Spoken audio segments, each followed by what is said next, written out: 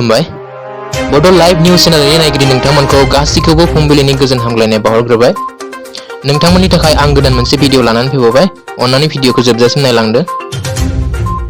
दिनैनिफ्राय एलपीनिफ्राय लानानै गासैबो फरायसालिफोरानो खुलिसिगोन।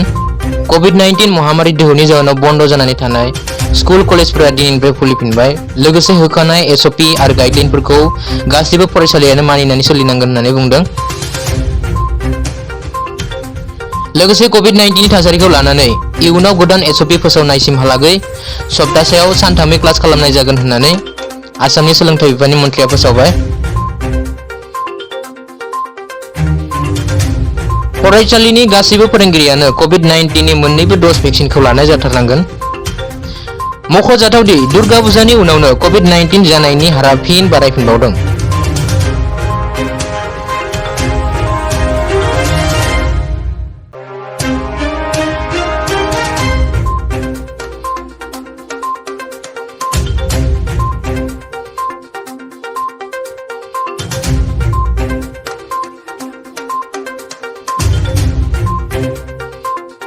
बरागाव असमिया रावजों लिरनाय जल जीवन मिशन मुंनि मोनसे सोरखारि पस्टारखौ सियाहिजों खोमोरनानै बांला राव बाहायनांगौनि दाबि खालामदों।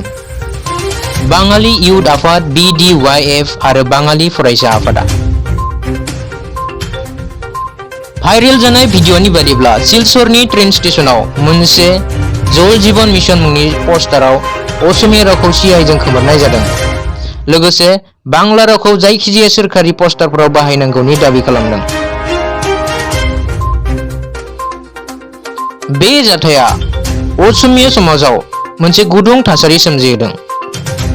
असमिया सुबुंफोरा पस्टाराव असमिया रावखौ खोमोरनायखौ लानानै गोख्रों आयेन लानो थाखाय सोरखारखौ खावलायदों।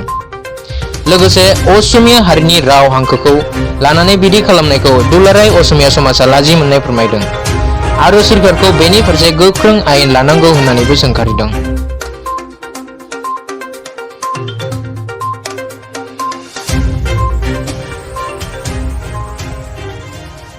এখানে প্রতিবাদ জানাচ্ছি এবং আমরা হুঁশিয়ার করে দিচ্ছি যে এখানে অসমীয়া ভাষা চলবে না।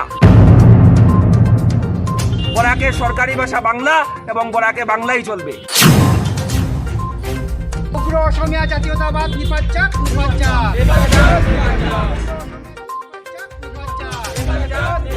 বরাকে ভাষা আইন অমান্য করে অন্য ভাষার প্রচার মানছি না, মানব না।